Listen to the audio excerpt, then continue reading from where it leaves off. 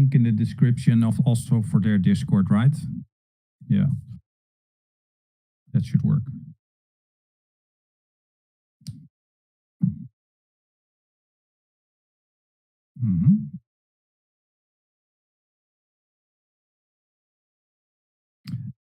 Hi guys, this is Nexus Aurora, the global aerospace innovation network with the live stream that we do almost every Saturday. So can you guys hear me and confirm that you hear me? No audio. It's loud and clear. It's live picture. Live picture without audio? Oh, sounds good, says Sean. So let's just dive right in. Welcome at the live stream for Nexus Aurora. Nexus Aurora is a global aerospace innovation network. And yeah, every Saturday we have a live stream, and one of the teams or people from outside of Nexus Aurora present there. Today we have with us the EVO Spacesuit Team, which is led by Mike Shapiro, also known as CyberMage 2019 on our Discord server. And he's project lead for the EVO Spacesuit Team. Together with him, Adam will be presenting heads-up displays. Bobby will be talking about communication and data together with user Polaris. And Michael Bloom will be talking about sensors and biometrics today. Just so you know, our Discord server at Nexus Aurora is open for anyone to join. You can find in the description of this YouTube live stream a link to our Discord server and also a link to the Discord server of the EVO Spacesuit Team if you're particularly interested in spacesuits. And with that, I would like to give the word to Mike Shapiro, the lead of the EVO Spacesuit Team. Thank you very much. I definitely appreciate that. Good morning and good day, everybody. My name is Mike Shapiro. I'm the director and team lead of the Evolution Spacesuit Team. Okay. Today, we're going to go over some of the work that we have been doing for the past month and a week to kind of highlight what we have been doing in regards to building a spacesuit that is done by crowdsource, being able to be done by the masses. So who is ESS? The Evolution Spacesuit Team is a collective of individuals who have the intent, will, and of designing and creating the next generation of exploration suits for the habitation and colonization of Mars and our solar system. The Evolution Spacesuit Team is very proud to be under the Nexus Aurora banner of projects. Okay. The Spacesuit Team is pretty new. We have only been together for about 5 weeks. And during that time, we have made some incredible accomplishments, okay? We have gotten some new leadership. We got a new home with a new Discord server. We set up all the different rooms that we need to do by identifying the different sections of the Spacesuit Team and trying to focus on those parts individually. Once we got that done, I needed people to be able to help me, okay? As I am just one guy, and this is a hugely daunting task, I needed some people to be able to do it. And I had some brave people jump on board. These guys have been instrumental in being able to bring this project to life and really make it real. So after we've established, our goals, we've established our rooms, we have some people to be able to put this together. The biggest question was, okay, now what? What do we do now? So we decided to be able to create some goals, some common criteria, a direction for people to be able to follow. So we did that. We established a common criteria, kind of getting ideas of what direction we wanted to do. Then we started putting together must-have lists for every single part of the suit. We also then decided, since this is going to be a crowdsourced type of thing and not everybody has access to $200 million pieces of equipment, we decided to make it use commercial off-the-shelf products as much as possible. Okay, that way it's easily adaptable. New technologies are coming out by the minute, and we can be able to form our whole entire system around these tools. The other thing we wanted to do was learn from the past. We weren't looking to reinvent the wheel per se. And there's lots and lots of research over the past 50 years in regards to space and space systems for humans to be able to survive off this beautiful blue planet of ours. So we had a big reference database that I've been curating over the past 10 years. So we took this database and made it our core, the place where we would record all this information and be able to learn from the past on work that was done already. Excuse me. Then it was developing the project management. How are all these little pieces moving together? And that was pretty much my task of being able to break this up into easable chunks. The old joke is, how do you eat an elephant? Well, the answer is one forkful at a time. And that's basically the design that we're going for, being able to break up this elephant into individual pieces and be able to eat it one bite at a time. Then we wanted to visualize our ideas, being able to make them real. So we have a great CAD team that put together a ton of renders and drawings based on our feedback and discussions within the Discord channel. And we have some great designs to be able to show you. So the next step after this is we got to make them real. We got to actually build these things and put them together. Then we're going to test them, most likely at the Mars Desert Research Station, which we have applied for November 2021, as well as in Canterbury, Australia, where they also have another Mars analog simulator where we're hoping to be able to get this whole thing together. And then we're going to verify and we're going to test and we're going to verify and we're going to test again, making sure that this system is 100% safe. And finally, we're going to get dressed for Mars. We're going to go there. We're going to send our systems up there to be used. Across all of this, we wanted to make sure that we had a realistic mindset and approach. When we first started out, we were a small group. Most of us just the common guys being able to have a dream and put it all together. Since that time, we have grown incredibly, and we really have some real space professionals on our team that will be able to guide us through the hurdles and the rocky points of being able to make this. But at the heart, we are dreamers, shapers, singers, and makers. We all study different parts and put it all together for common goal and common purpose in our belief. Okay, is that we're going to make this happen. We're going to build this suit. It's going to be real for us, and it drives us. Over the past 5 weeks, it's been huge, okay? We really only started with about 30 people in the server, but in that time, we have been growing and growing and growing and growing. And as of a few minutes ago, we are 125 people in the server, all working together to one goal. And everybody's from around the world. It isn't just from the United States or Europe. We have people from just about every continent on the planet right now being able to help us in one way or another make this real.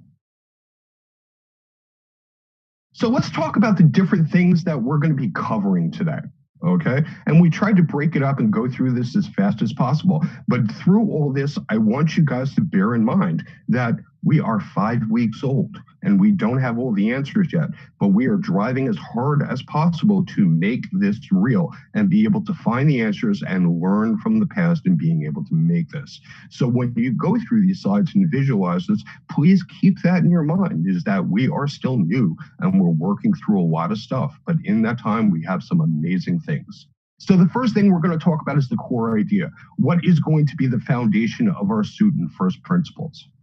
Then we're going to talk about our helmet design. What shape is the bucket going to be taking? And I think you guys are going to be blown away by this. Okay. Next, we're going to talk about, and Adam is going to present this, is the HUD design. And we have decided to use a full HUD within our helmet. And he is going to talk about all the cool things that we are doing. Then from the Space Exploration Mission Control Team, we have Bobby and Polaris, who are going to talk about the data and comm systems that they are working with us to be able to work with the suit and put in all the data systems to be able to configure all the sensors. And speaking of sensors, we have Michael Bloom, who's going to talk about sensors and biometrics. We have identified at least 250 different sensors that we need to be able to put into the suit. And the last thing we're going to talk about is the personal life support system, or PLIS, which is basically keeping the squishy body inside alive while in the harsh environment off our planet. So Quotes, I believe, are really, really pivotal to be able to motivate people. So you'll find throughout this presentation that I've included some quotes that really highlight how we feel about this project and how working together. So the first one is from Ariana Huffington. We think mistakenly the success is the result of the amount of time we put in at work instead of the quality of time that we put into it. This is none of our first primary jobs. We're all doing this in our spare time. So it's the quality of work that truly makes the difference. Okay, so core ideas. This team is led by Astro Alfard, who is actually one of the originators of the Evo Spacesuit Team. And he was working on this way before I even came to the picture. One of the things that we developed and decided early on is that we're going to have a mechanical counterpressure suit. Now, this has been tried and failed several different times by some really big organizations. But learning from this and the past and the work that was done, we honestly believe that we can do it. But it isn't going to be a complete mechanical counterpressure suit that every single part is going to be skin tight and basically you are one big shrink wrap thing. No, we're going to do a hybrid design that is going to incorporate the inflatable types of spacesuits as well as mechanical counterpressure. But due to the complexity of the mechanical counterpressure design, the design is to be able to do a hybrid system with a hard shell and soft shell that'll give us the best of both worlds. This hybrid approach will allow us to work around some of the common issues that are present with mechanical counterpressure suits, such as what do you do about void spaces, such as underarms, elbows, behind knees, the groin area, and other places where there's natural voids within the body. If these are exposed to some sort of vacuum, they could be very detrimental to a human. So with a hybrid approach, it allows us to be able to work around these types of issues and be able to kind of take up these void spaces. So the suit is not only resilient, comfortable, but it can be worn for a long period of time without having the types of issues that people do today when they're wearing the EVA suits for working off the International Space Station, where they have rotator cuff problems. We're not going to have that issue because of the design that we're going for within our suit. So one of the things we plan to do with this is that we plan to use a viscous gel layer with the soft sections to be able to compress the area in combination with resilient stretchy fabrics to be able to create the mechanical counterpressure.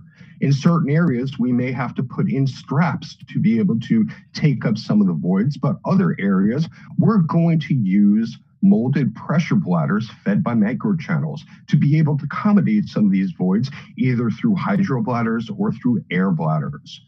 The gel layer, because it has microchannels flowing through it, could also add to the heating and cooling of the system, because then we'd be able to flow a temperature regulating medium, such as, believe it or not, vodka, which is one of the most easiest things that you can do to be able to use in a liquid cooling garment to be able to regulate temperature throughout the system. Now, the system is going to be self-regulating as far as pressure is concerned, because we're going to have a tremendous amount of sensors and biometric monitoring systems all throughout the suit that is instantly going to be able to tailor itself to the differences in pressure from one section of the suit to the other. This gel stuff that we're talking about is pretty amazing, okay? It's going to be self-healing and self-sealing. So we found a candidate gel material, okay, that has the capability of being able to solidify in the presence of carbon dioxide. Now, I think we all know that the atmosphere of Mars is about 98% carbon dioxide. So if there's any cuts or nicks or punctures into the suit and it goes down to the gel layer, all right, it's automatically going to be sealed when it comes in contact with Mars's atmosphere. We will be also incorporating hard points into the system as much as possible on the rigid structures that can expand the capabilities of the system as a whole. We call these pods, all right? And they can be adapted to be able to add more sensors be able to use different sorts of tools to be able to build the structures that we need on Mars. We can enhance the durability of the suit by including more atmosphere through another personal life support system, or be able to add more data if you're going off on a long research. These possibility for pods is endless. All right. And one of the most important things about the suit is that we're going to encompass modularity as much as possible, because it's a long way from Mars to Earth. Okay. It's roughly about 9 to 18 months, depending on where Mars is in the sky. So the people who are going to be living on Mars are going to need to be able to make and design replacements and upgrades to the situation in situ. Okay, based on the real world, and you notice I had world in parentheses because it's not our world, it's going to be Mars type of use. This modularity we're trying to extend to all parts of the suit from top to bottom. That way it can easily be manufactured on site and easily be able to be upgraded. This modularity will overcome a lot of serious setbacks that are part of suits of today. Okay. Now, also bear in mind that this is not an EVA suit. This is not designed to go into the vacuum of space. This is designed to be able to be used on Mars. So, that being said, we're trying to create this in such a way that parts are going to be interchangeable from one system to another, while also incorporating for as many different types of body shapes and gender shapes as possible. That way, we just don't have a one size fits all. We already identified that we're probably going to have 8 different versions of the suits that can be rapidly scaled to be able to meet the biological needs and shape needs of that particular occupant. Now, you notice I didn't say astronaut, I said occupant, because when this finally gets off the ground, they're not going to be astronauts. They're going to be residents of Mars. And they won't necessarily all be astronauts. They will be just the new inhabitants of Mars. And this is the suit that they're going to be going to work in. So from top to bottom, all areas of Nexus Aurora, since we are all focused on the same thing, the biggest question is, what do we do about dust? All right. We're no different in ESS, okay? Because we're going to be interacting with the dust on a very, very, very personal level. And dust contamination on Mars is no joke, okay? This is some seriously, seriously nasty stuff, okay? It is incredibly caustic. It is incredibly abrasive. It's very cancerous, all right? And not only that, it's very irritating. So we need to come up with ways to be able to mitigate this dust issue, to make sure it doesn't get tracked into the vehicles and habitats that people are going to be working and living in on Mars. So we come up with a bunch of ideas to be able to mitigate this. Some of these are going to have to be incorporated into the structures on Mars and the vehicles, and other things can be done in situ on the suit. The first idea that we came up with is a dust bag, being able to basically shrink wrap the entire suit into a system to be able to isolate that dust from the rest of the area. That way it can be then contained in a particular area to be able to clean off. Now, bear in mind that occupants of these suits are probably never going to be able to go out onto the surface alone. There is always going to be some sort of buddy system to be able to work.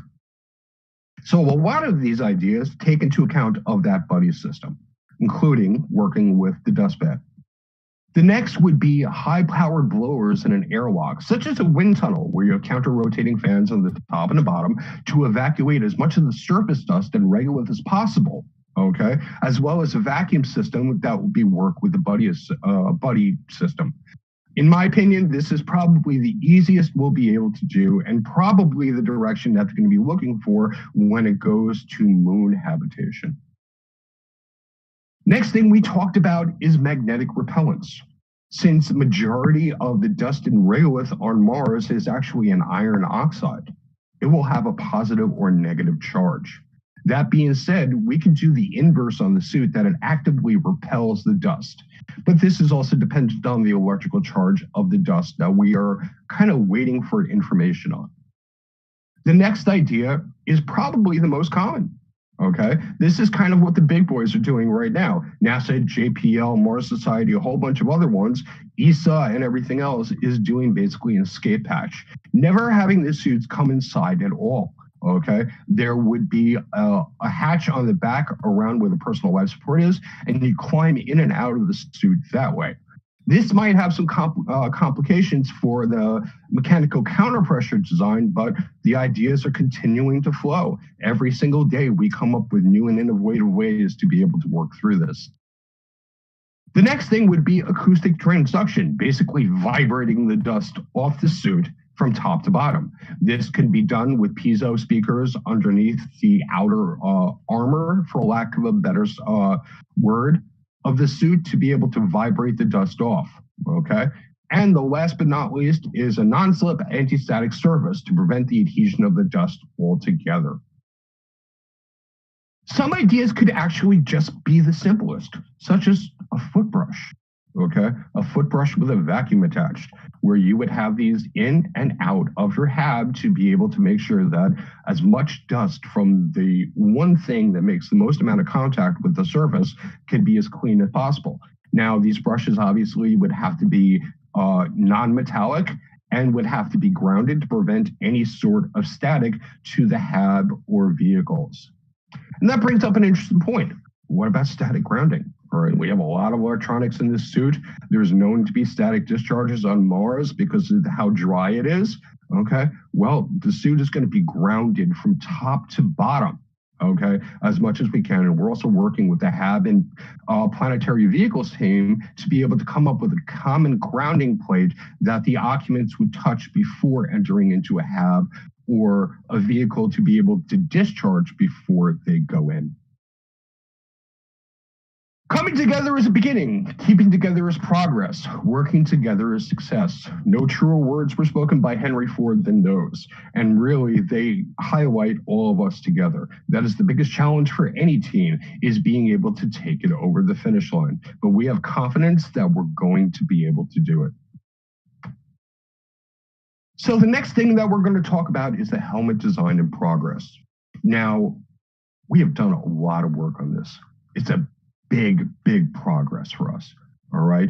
It's the most visible part of the suit, the one that gets the most amount of attention regardless of the suit. Even with the SpaceX Dragon suits, what was the first thing that they showed? The helmet, because that is like the space sexy part of it. Everybody envisions themselves putting this thing on, all right? Every one of us have been that 7-year-old, okay, looking up at space, putting a bucket on their head and being able to dream of flying around on another planet. It's no different for us, and we keep doing that. So when it came to our must-have lists, it was pretty long, all right? And these are just some of the must-haves. Some of them are whimsical. Some of them are absolutely necessary, such as adjustable and silent fans. A sponge to itch your nose, because believe it or not, that's something that astronauts complain about. How the heck do you itch your nose inside a helmet? Okay. Auto and manual temperature regulation to make sure that if you're feeling too hot. Must have a common mating adapter to all versions. And we're making a common mating adapter right now to be able to work with Mars Desert Research Station suits so we can adapt our helmet to theirs. Common telemetry built into the helmet. No Snoopy caps, because categorically, astronauts of today hate those things. A voice and gesture controlled, protected, augmented reality display, being able to see right in front of you the most important things that you need to see readily. Hydration support, being able to get a drink inside your helmet without having the potential of drowning like poor Luca did a couple of years ago. He didn't drown, but he nearly did, okay? Video on occupant inside the helmet, as well as a number of external cameras. IR, thermal, color, LiDAR. We are trying to incorporate as many different technologies into this as much as possible, and a good field of view, at least 120 degrees. It's got to be modular as much as possible. It's got to have an anti-fog coating. One of the biggest things is that the helmet must turn with the head, not the head inside the helmet. So our helmet is actually form-fitting to be able to reach and adapt that and be able to get the best field of view as possible. A soft architecture for the next. We have some flexible filament considerations that we can use to be able to additive manually manufacture this. A full telemetry system display, okay? And this is going to be a clustered system and as much redundancy to be able to put into it as possible. Needless to say, this is a lot for one brain bucket. We also determined on that the HUD and the helmet were linked at the hip. So we started to incorporate into our design. So one of the ideas that we're going for right now is going to be a molded Lexan polycarbonate visor with several bonded layers to be able to encompass the augmented reality heads-up display. So we went through several iterations of design. I mean, lots. We probably looked at 50, 60 different designs of stuff that's out there, and science fiction, artistic interpretation, everything, okay? But finally, we have something amazing, okay? This is the new helmet that we have come up with. This is the Evo Mark I helmet, okay? And with our animation, as you can see, it's pretty damn amazing, okay? Now, we are planning to do 100% additive manufacturing to be able to create these helmets. And like I said, we have about 8 different variations that we're working on right now, okay? This is gonna be the next flagship helmet for the next generation of explorers, okay? This will be the thing that comes on tomorrow's and people are gonna be wearing every single day. But this is only the Mark I. We're continuing to work on this particular design for as much as we can. And here are some other designs that came up along the same line. So as you can see, we have a great field of view. We have eye protection for the glaring rays of the sun.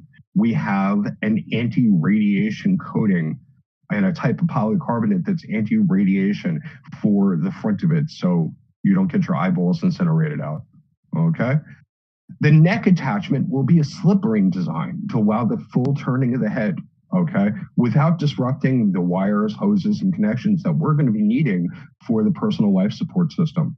This is going to be used in conjunction with flexible materials around the neck to allow a full range of motion, up, down, side to sides, forward to back, the whole 9 yards, okay? We're still working through a lot of the technologies, but right now our best candidates for being able to work with the shell is PEEK and PEC. And PEEK is polyether ether ketone, and PEC is polyether ketone.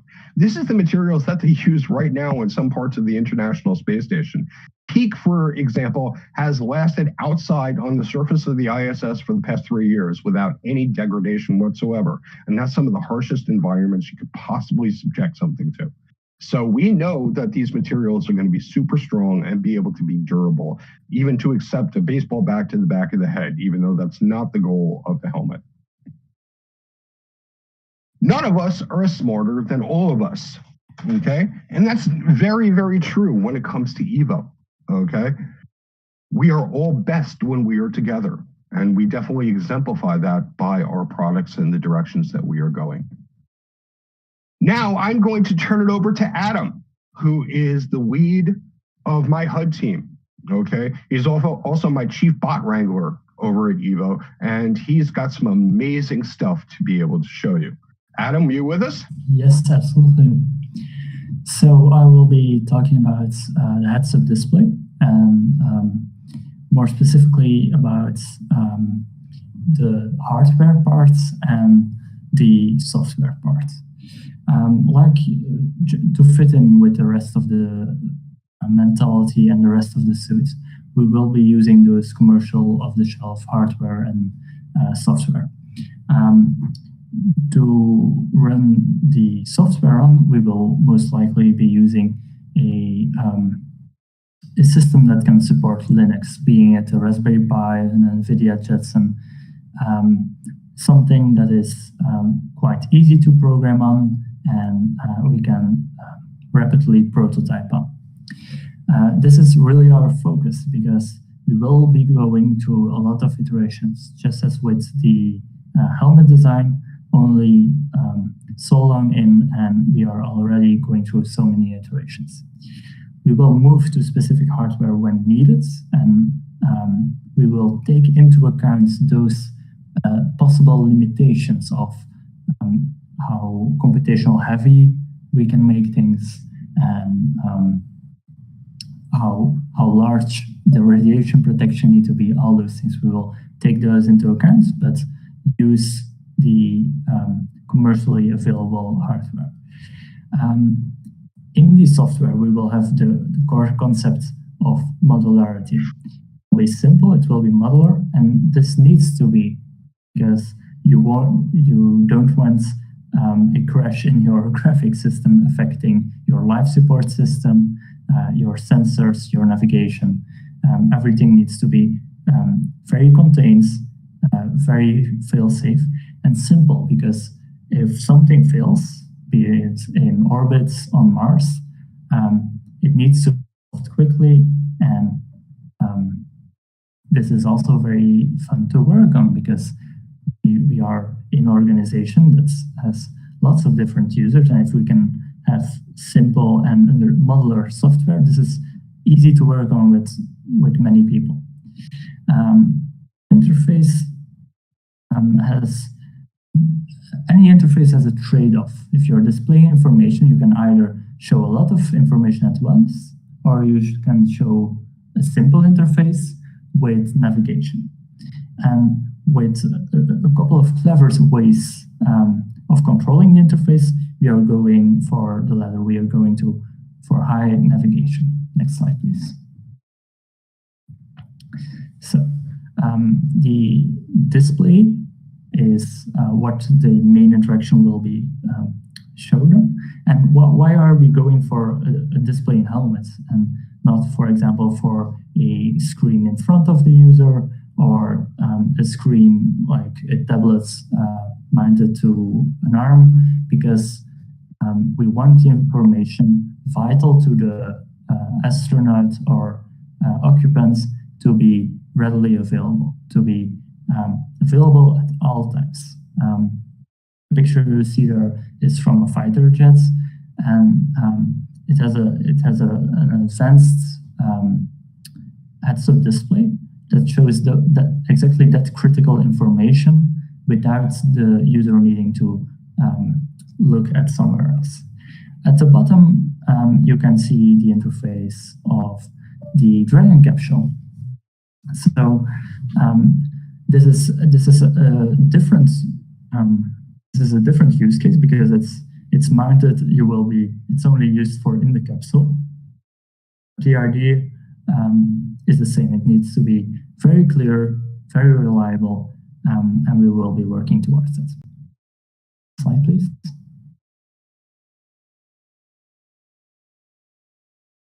Slide, please. Yes. So for the heads-up display, for the display to show the interface on, you have different options. You are probably watching on an opaque display, but this has the disadvantage that it occupies valuable space in the helmet. If you're doing this at the site, you will be cutting off valuable space of transparency, the visor, and we want to clutter it as little as possible and have as much viewable angle as possible. Next up from the opaque display is the transparent display. This requires you to, it doesn't require you to do as much eye movement or head movement. So you can look at the interface in the same place you would be looking at what you're working on, or just in front of you. And then the top level item is what you saw in the fighter jets. It's a combiner-based visor, which allows you to look at the interface and the environments the same focus. So you don't need to refocus between the content shown on the visor and outside. Next slide, please. So one thing we've been discussing is having a projector inside the helmets that can display information on the visor via a reflective layer on the polycarbonate. And this has the transparency advantage, also has the advantage that it can be displayed in the center of one's vision. This will be easy for some types of content. Also, this approach is quite extendable. You can have multiple projectors, you can have them small, and they are quite easy. They have quite good commercial availability. Next slide, please. All right, so what a interface is designed around is the content that is shown. And with the example of the AR overlay, this is very much the case. You need to be able to have a high refresh rate, and you need to be able to display information at the center of one's vision if you're trying to do augmented reality. But other things influence this too. For example, the long texts or the maps and photos also have influence on where your displays can be, on the resolution, in those sectors. Something you would really want to have, even in very early versions of the helmet, is some statistics about physical parameters, about your biomedical parameters like body temperature, etc.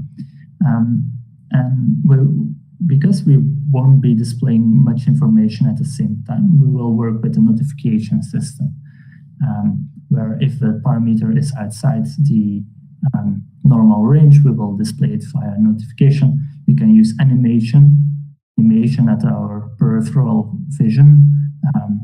It is really quite core to human nature. We will recognize that very fast if something is blinking in the corner of our eyes, but someone can keep looking straight ahead if they are in a focused task. To sum this slide up, we want to minimize the distraction.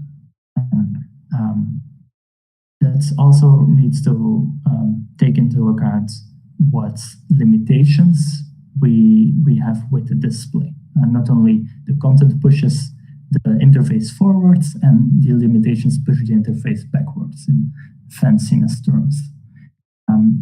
So a low resolution, low resolution projector can be cheap to test out, but it can also be that the technology is just quite limited. For example, if you are using fancy new technology for in-screen or in polycarbonate display, that can be monochrome, for example. If we are using a laser display, that will also be monochrome. So we are taking these limitations into account to display to design this interface, so we don't have to redesign everything when new technology comes along, or we have to step down our technology because it was not radiation proof enough, not reliable enough. Next slide, please. So the main product at the moment is the team and the progress. So working on this and having a reliable setup for testing out versions of the interface and designing the interface is more important than the versions themselves at the moment, because we will need to do a lot of iteration. This needs to be a very smooth process. Next slide, please.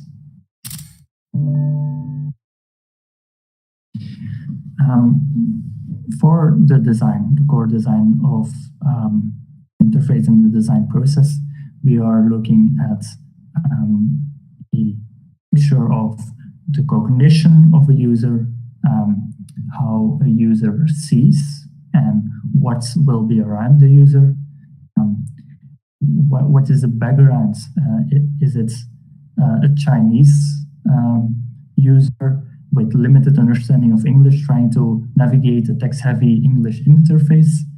We want to make sure that it is inclusive, and we are taking the core values into account to really make a sharp design and reliable design. For the interfaces, or for the interaction, we will be dividing it up into different levels. The base level will be electronical overrides, so to say. For example, a micro switch located at one's boot, which you can tap to do a specific action. The pressure sensors located in the collar to detect tilts of the head, and this gives you basically a joystick of control. Or external radio signals, which can trigger specific actions in the suit. These low-tech and high-reliable input mechanisms is a safeguard for when the worst comes to worst. You don't want to lose control. You won't want to lose control if something goes wrong. Above that, the level 1 control, and this is the main type of interaction you will be using. It is fast. It is using your fingers. That's dexterity comes from your hands and your fingers being able to do quick navigation. We will be using quite a new system to map the fingers directly to the UI. We can use the thumbs for this as 2 joysticks. We can use the fingers for this as 8 or 10 binary inputs, and even use the integrator wrist rotation into the selection of actions in the menu, or having muscle memory connected directly from your fingers to an action.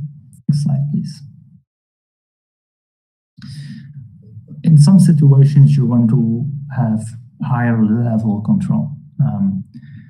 This means less explicit or natural control, and that will take the form of voice control and gaze detection.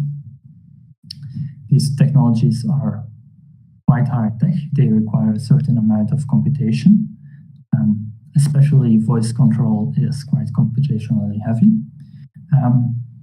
And you don't want to control the same kind of interface with your voice, because it's a whole different medium. You don't want to say, second button to the left, press. You want to be able to say, go to the overview of the suit and show the temperatures, something like that.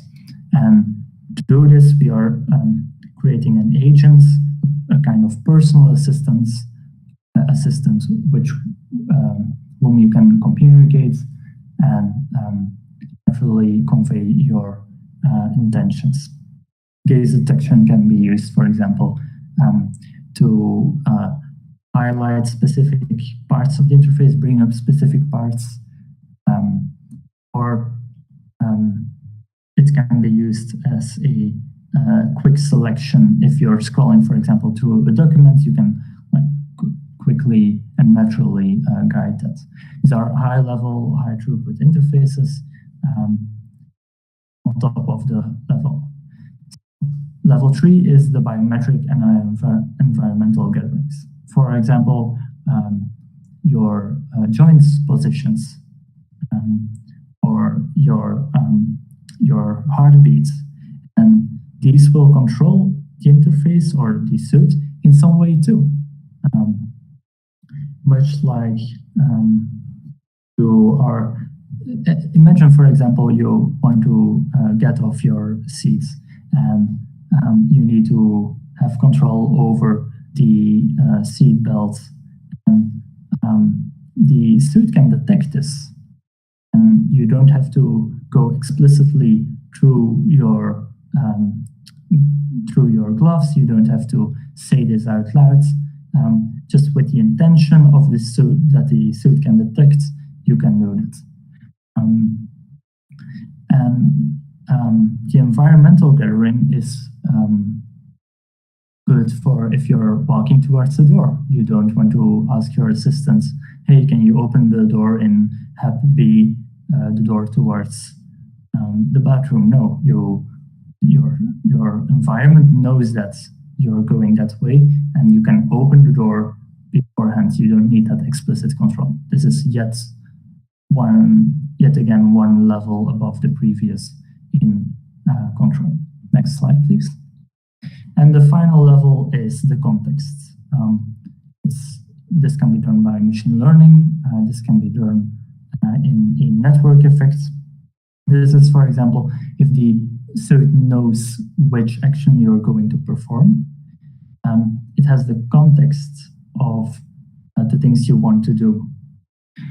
With a network, there will be multiple people using a suit, and you can use that information to abstract away even more actions.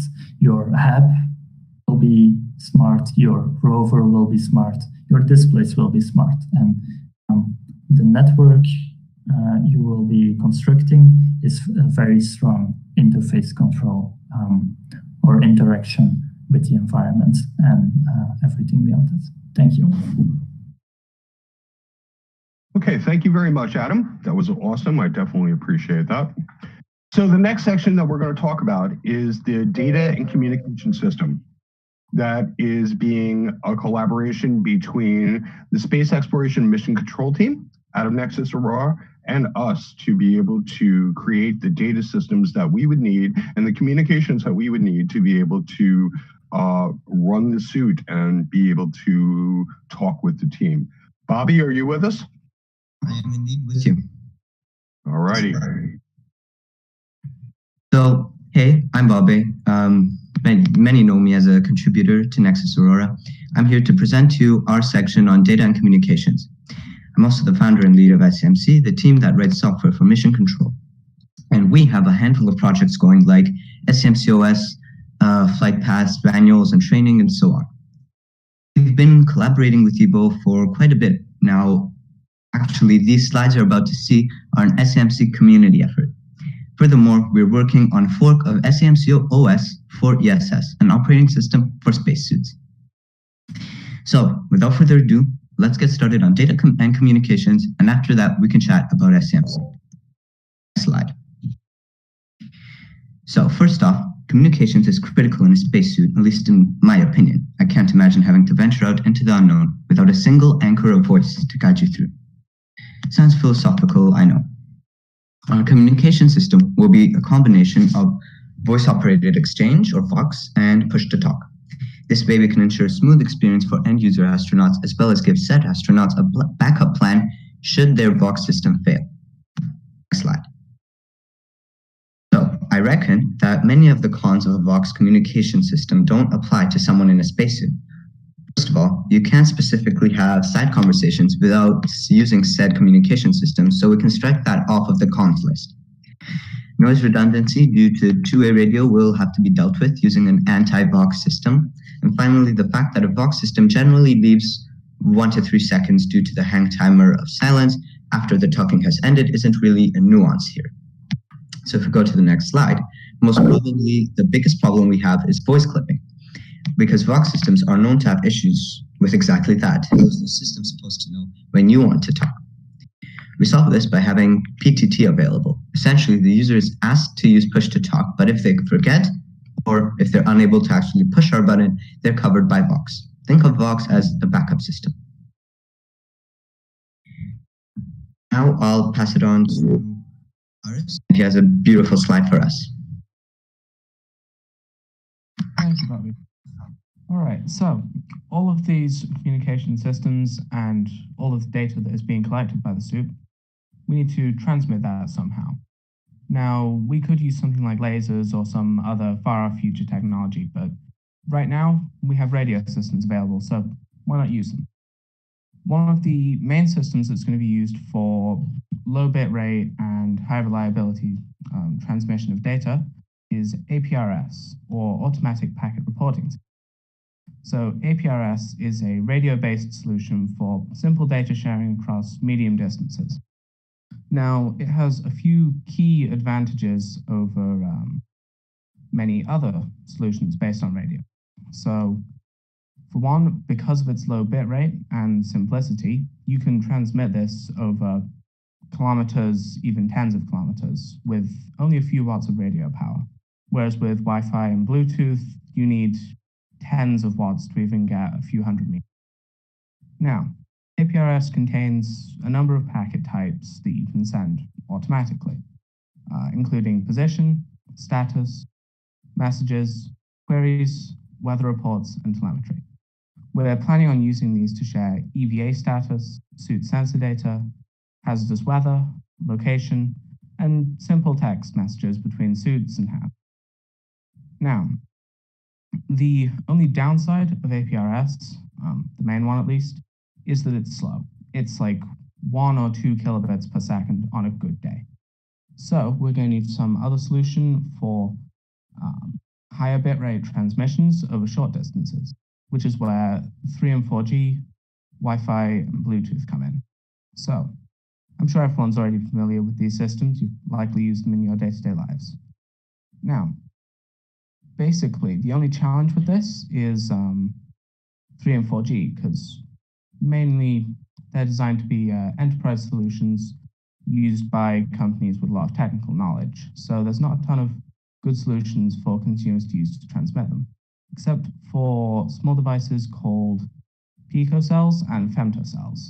Those are usually meant to be hooked up into a network of other pico or femtocells, but I imagine with a bit of modification can be run independently from those larger networks. Wi-Fi and Bluetooth are already designed to be operated by the average person with a Wi-Fi router and some simple transmitters. Cool. So thank you for that awesome presentation. And to top it off, I actually, while doing my research, I found an interesting resource. So Google has a patent on a voice-operated exchange system for use in high-noise environments. So although it's not very useful for us because we're not going to be operating in a high-noise environment, it was really interesting on how they had this patent. So I would definitely recommend you guys check it out. So now let's talk a bit about SMC, what we do exactly, and our partnership with ESS.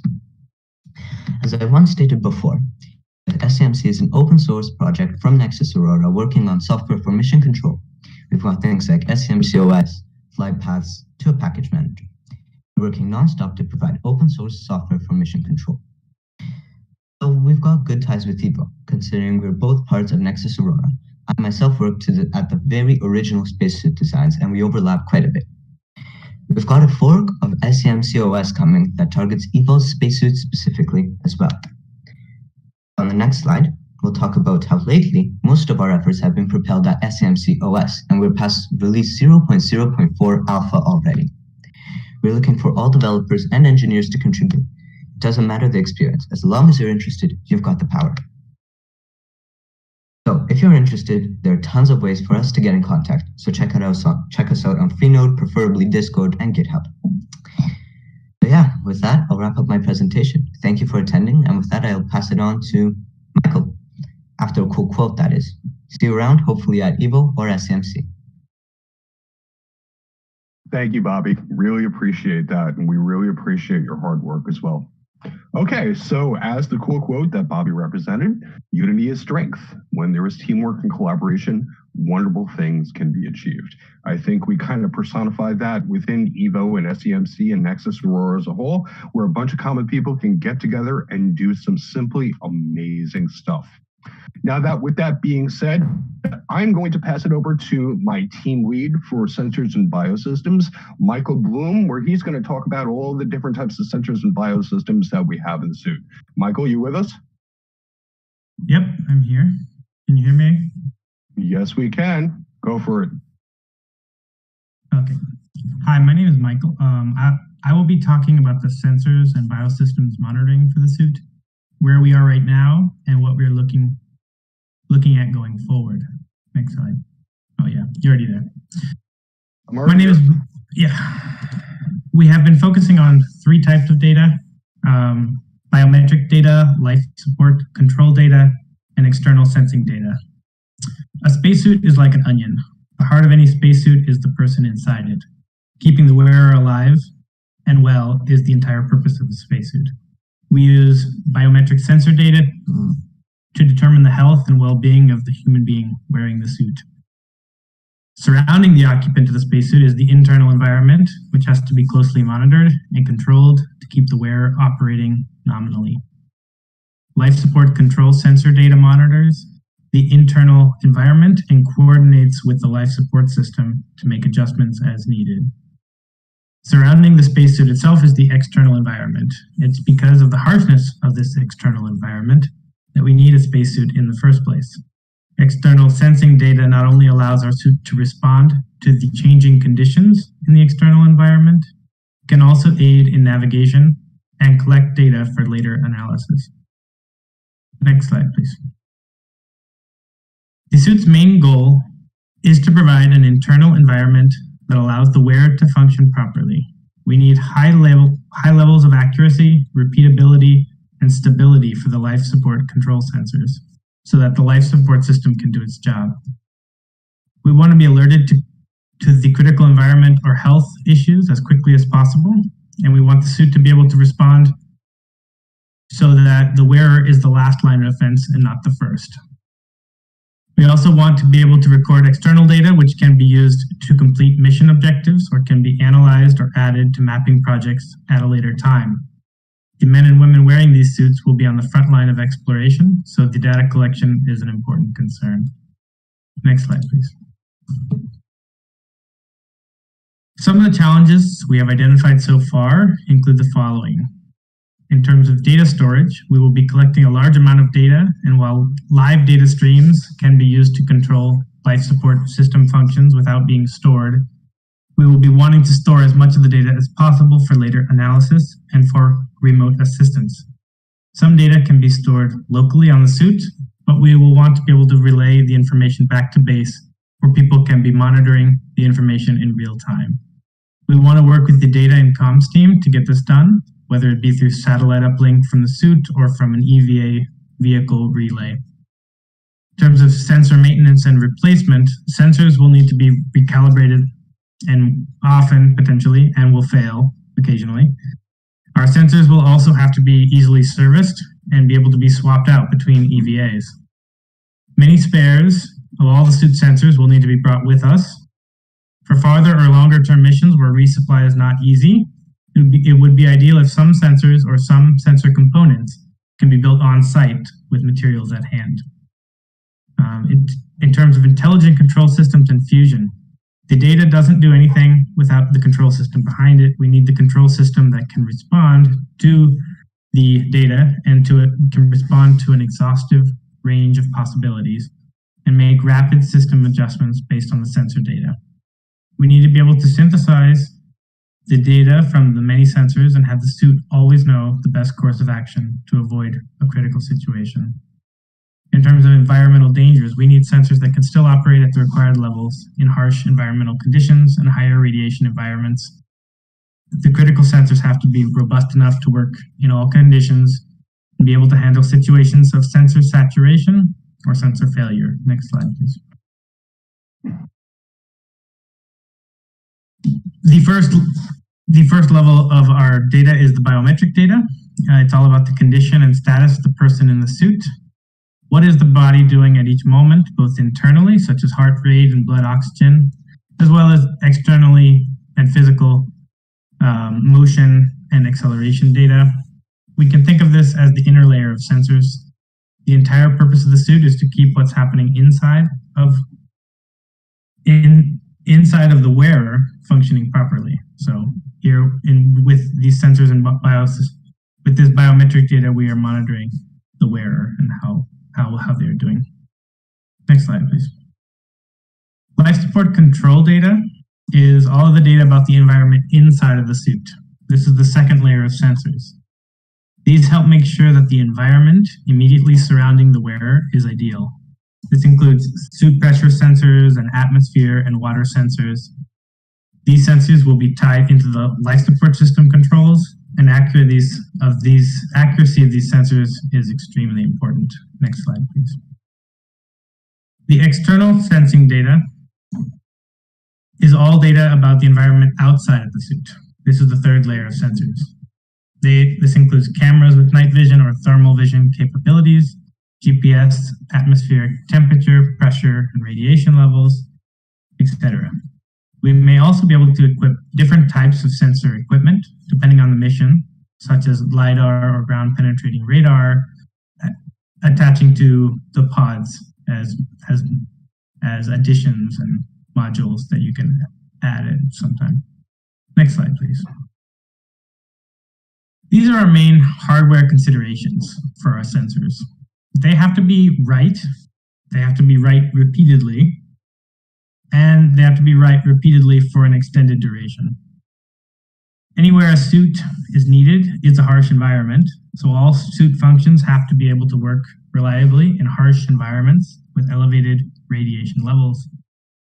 The sensors have to not only work if the sensor next to them fails, but they also have to take up the slack.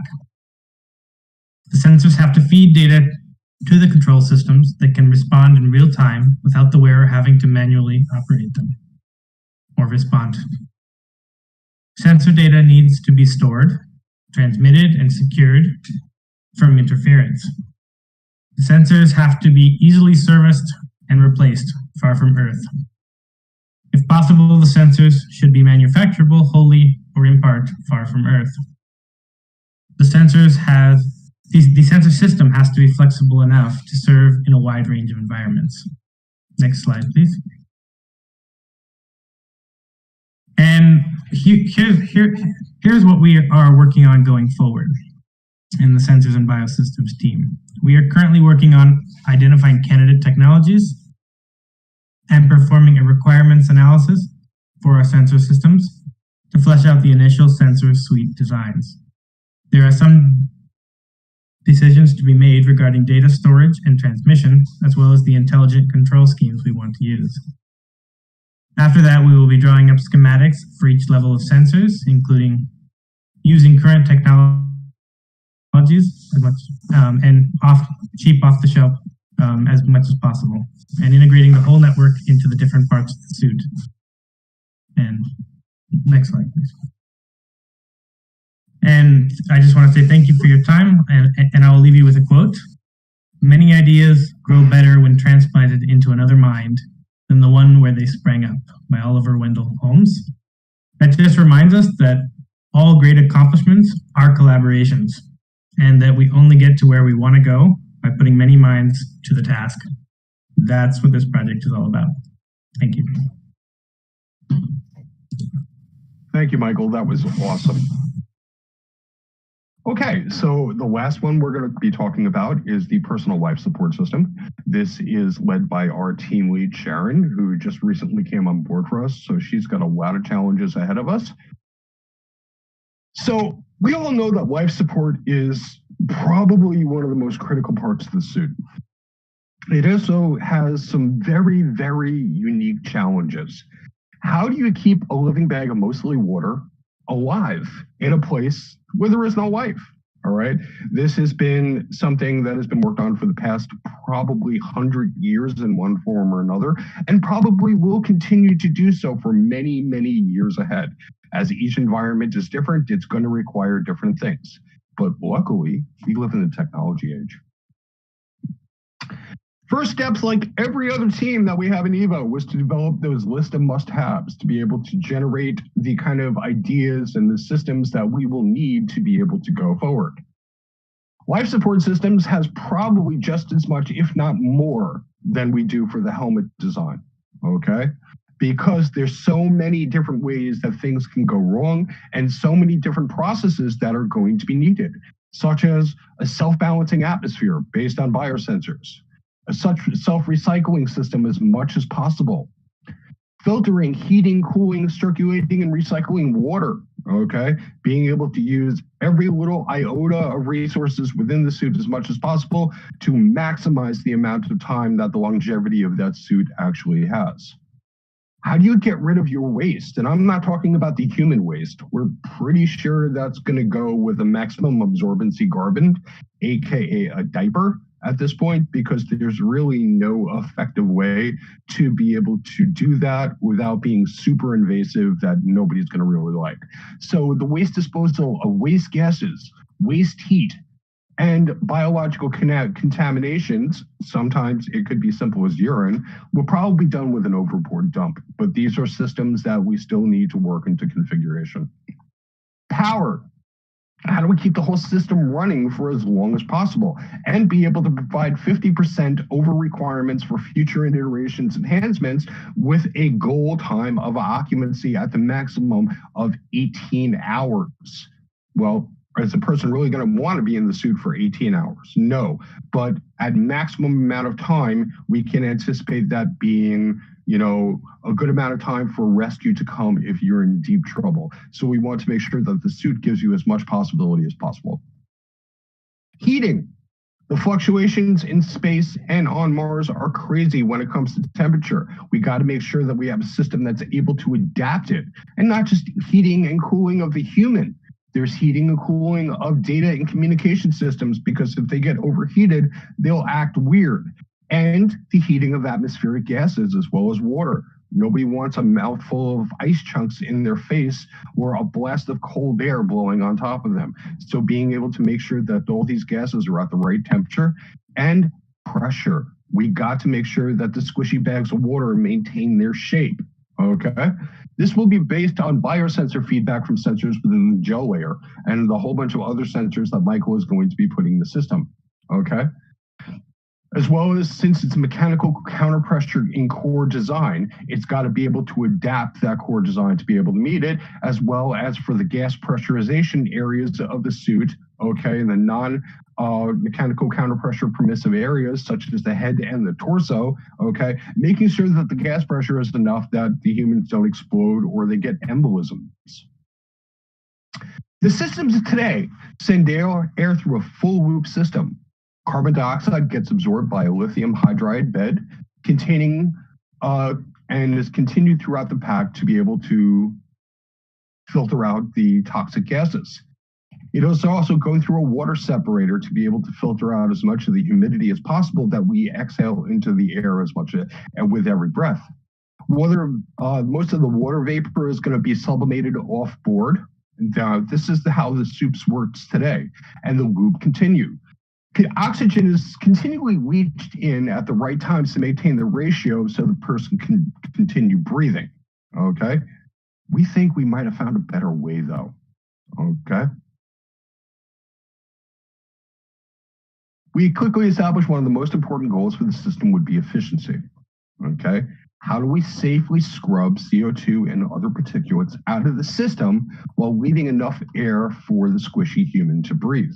Okay, this has been traditionally done with lithium hydroxide or calcium carbonate types of materials. But the downside of this is that to be able to desaturate these, you've got to get these things close to like 1200 degrees Fahrenheit. Well, personally, I don't want 1200 degrees Fahrenheit resting on my back. So we have found other ways to be able to separate this oxygen, okay? Our goal is to be able to create this suit with as few mechanical moving parts as possible because they break, okay? So a new scrubber had to be engineered. So we started looking at gas separating membranes and how we might be able to incorporate them into the suit. We found some. We found some really amazing ones, okay? Membranes that filters out solely smaller molecules like nitrogen, oxygen, carbon dioxide, methane, argon. we can tailor our flow to be able to meet the needs of the individual person without having to rely necessarily on caustic chemicals to be able to recirculate the air. Okay, this is still a work in progress, and this is something that is going to continue along as one of the primary focuses of EVO. Okay, we also decided that we needed to create our own quick disconnects for the system. Okay, because we've looked at some commercial off-the-shelf products, such as things from Coolants and a few other of the liquid cooling guys that computers work for. They work pretty good, but the problem is that they're heavy, they're bulky, and they're long. Okay. These also have to be compatible with other types of suits out there to be able to have as interchangeable as possible. So we're going to design our own quick disconnects that can also be mechanically or electronically released. That is also low profile for the suit, so you basically don't look like an octopus with 20,000 hoses coming out of you. So we've gone through all the big sections of the suit. Okay, what is EVO's goals now? Okay, well, we're going to formalize the design for the HUD, the human interface, and the helmet. We're going to put up a website, evospacesuit.com. This is now in production because I have an incredible web wrangler who is going to create this suit for us. We're going to turn it into a tangible product, and we hope to be able to test this at the Mars Desert Research Station in November 2021, and release the helmet and the HUD system. So we're developing that common mating adapter to be able to make those, make the connection to their suits. We're going to begin to make inroads into space technology companies and angel investors that will be able to help us take it to the next level. Okay, because this is going to be an adaptive approach where we can design one part after another, and just continue to watch that momentum grow from one part of the suit to another. Well, what can you guys do? Well, you've seen that EVO is already made up of common people, academics, professionals, scientists, engineers, electronics people, project managers, you name it. We all come from different backgrounds. We all come from different walks of life. We all have different skill sets, and we're taking them and putting them all together to make up something amazing. The question now is, what can you do? Okay, how can you help us? So the first step would be able to join us at our Discord. You can participate in our Reddit, and very soon, evospacesuit.com. What type of talents do we need? Okay, well, pretty much we could use anybody. We feel that every single person who joins us has something to commit to the suit, something to participate to the suit, and something to add to the suit. Okay, we need material specialists, web designers, machinists, social media mavens to be able to get the word out, electronics engineers, biologists, professionals, coffee makers, somebody to go get pizza. We need everybody. So as many people as possible that want to be able to join us, we will find a good use for you regardless of what your skill set. Okay, if you're worried about, well, I'm just in high school, I don't know anything yet. And our answer to that is, so what can you do? What are your interests? Where do you want to go? That's what makes the difference to us. So come join us. We will put your skill to good use. So the last quote that I want to give you in relation to this is, strength of the team is each individual member. The strength of each individual member is the team. Okay, that comes from Phil Jackson, and it's very, very true for us being able to go forward. Okay. And mostly, I would like to say thank you. Thank you to everybody that's watching. Thank you to my team. Thank you to all of the guys from Nexus Aurora who have been incredible helping us get off the ground, helping us grow, help us to get the word out.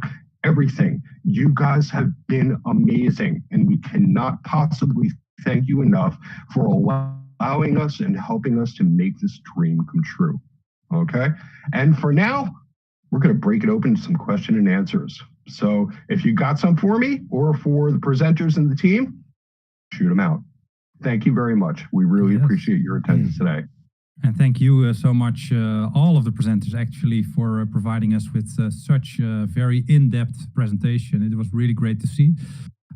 You asked for questions, and I can tell you and I can assure you that there have been actually dozens of questions. I think I am counting up to over 40 questions, which we'll likely not be able to answer all of them. But for starters, I would like to tell everyone listening here, if you go to the Nexus Aurora subreddit, there is already a questions thread, and all the people from the Evo Spacesuit team and also SEMC, the SEMC Discord server, they will be answering any questions that will be left over after we might finish this Q&A.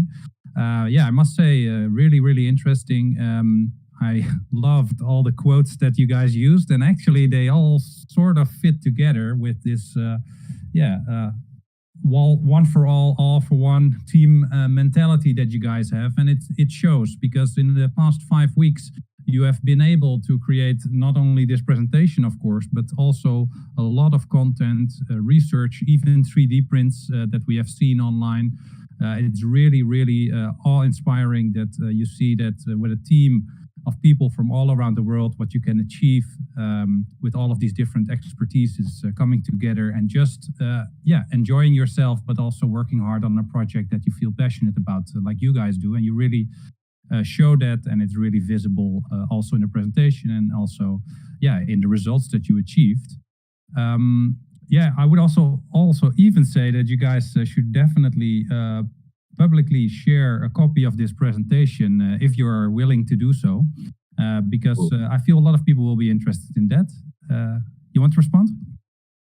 Yeah, sure, absolutely. Anybody that would like a copy of this, you could either direct message me in the Evo room or on Reddit, which my username is the same as in the Discord. It's CyberMage2019, and I will be able to give you a copy if you want, and I'll also make the link to this public on Google Slides, whoever wants it. For sure. And for everyone watching this on YouTube, make sure that you check out the description, because in there are 2 Discord links. One is to the Nexus Aurora Discord server, where all of these different projects come together. But the other one is, of course, for the Evo Spacesuit Team Discord server, which has already grown to a worldwide group of over 120 people, if I heard you correctly, which is great. And, even more, so that's great. And also you can become part of this team.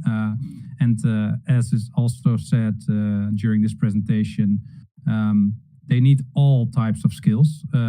And one that I didn't see you mention, but I really do think you might also need is a seamstress, maybe even someone to really sew all of those parts together.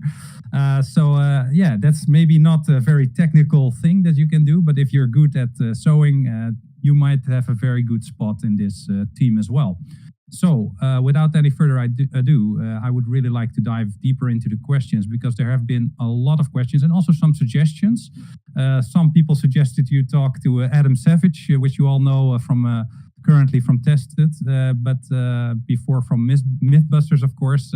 He's really into spacesuits, so he might be a great person to maybe you can ask him to join your team. That would be even really, really great.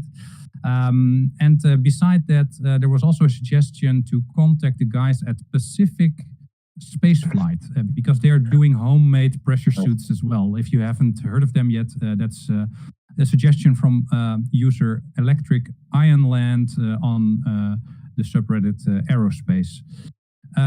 So to dive into the questions, quickly comment on those 2 suggestions. Both are fantastic. I would personally love if Adam Savage joined my team, as well as Ryan Nagata, who is somebody who kind of collaborates with him on a lot of the spacesuit designs that Adam commissions for him. And the other one for PacificSpaceFlight.com. These are guys that are a inspiration to us. We follow their work very closely, and we would love to be able to collaborate with them sometime in the future to be able to kind of merge our 2 designs and see what it comes up with. Absolutely. Thank you very much for those. We really appreciate it.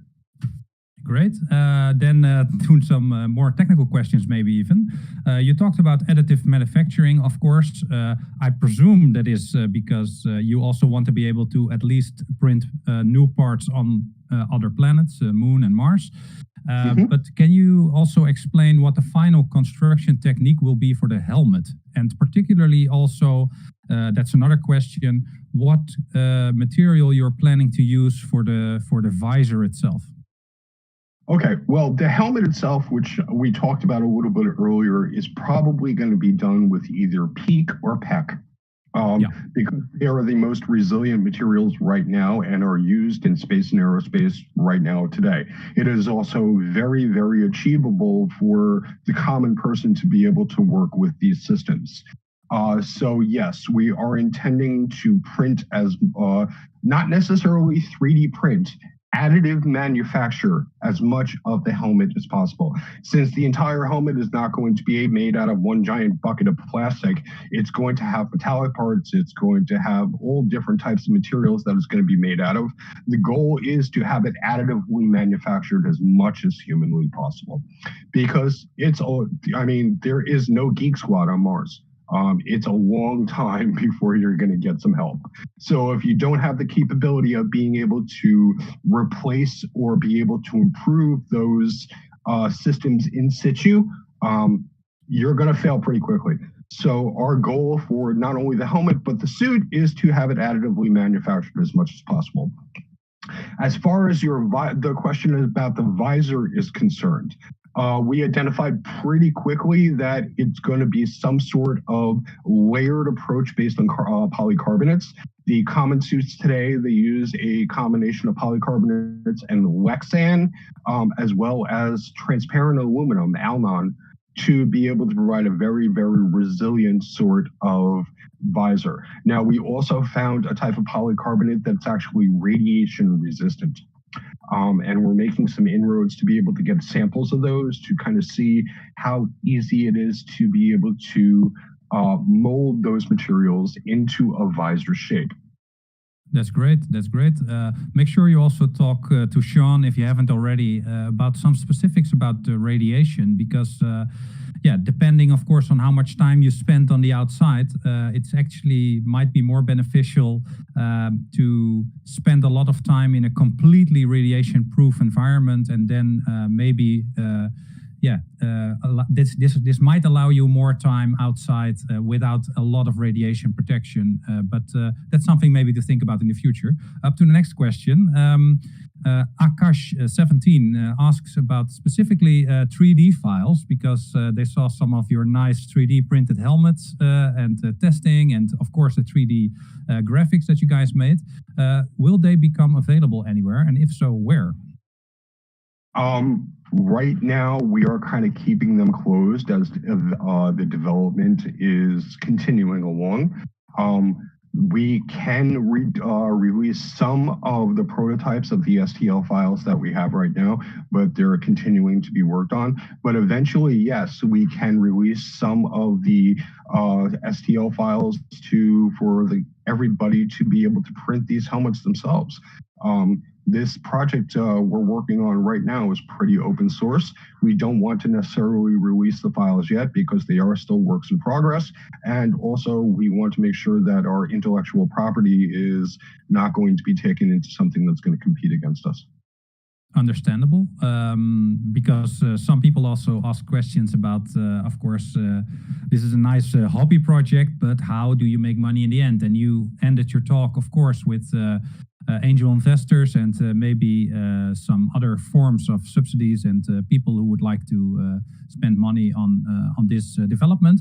But maybe can you explain a little bit about a future path or a dream that you might have if everything goes the right way and you keep developing in the fast pace that you have been doing in the past 5 weeks, which is a very short time. What is like a dream, also money-wise, so you can keep spending time and energy in this project? This has been something that's really been discussed since the beginning, is what do we do with all this? It's all great that we're getting together and designing something fantastic, but what's the end goal? Well, most of us are under no illusions that we'll probably never wear this suit on Mars ourselves.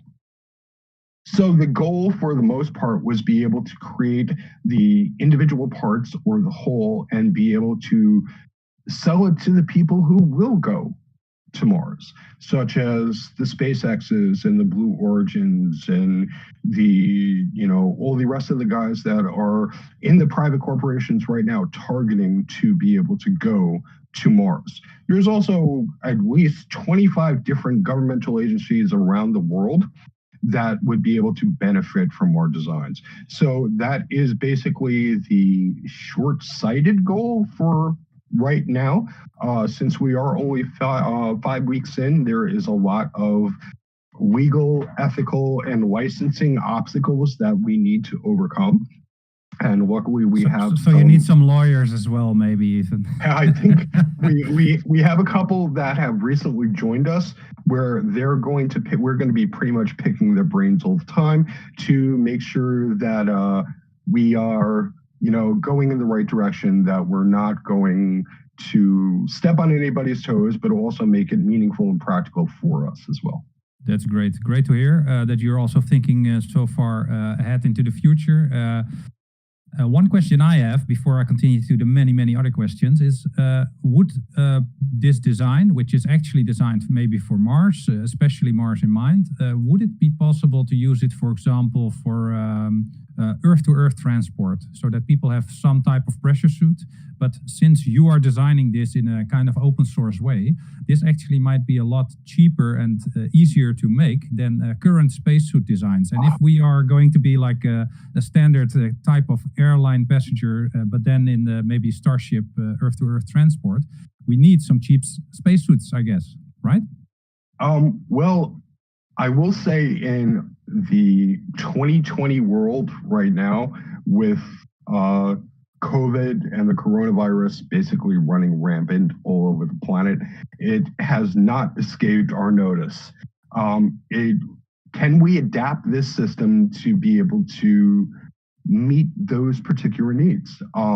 The answer is yes. It would be definitely a much simpler system to do a positive pressure rebreather system inside the helmet or the suit to be able to isolate yourselves and create a productive environment. Sure, it absolutely can be done.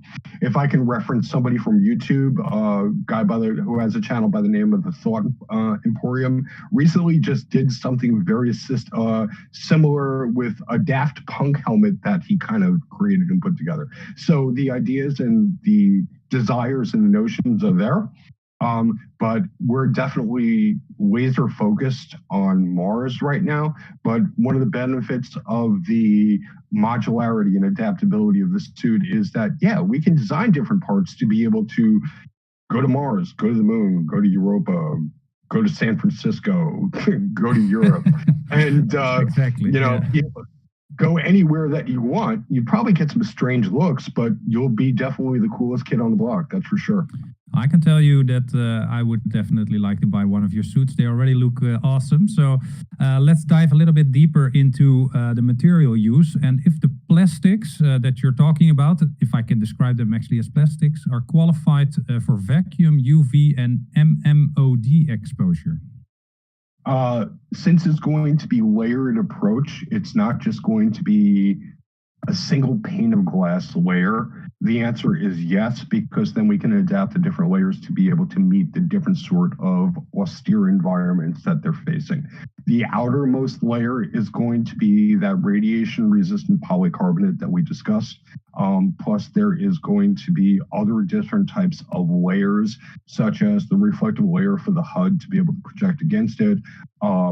Different types of sealing layers. There is also, if you noticed within the design, there's several flip down visors that are also going to be included for light protection or blackout or whatever else. So the system can readily be adapted to be able to meet the needs, but we're taking safety above all as one of our hallmarks. So we're going to try to make it as safe as humanly possible without it being a big block of lead.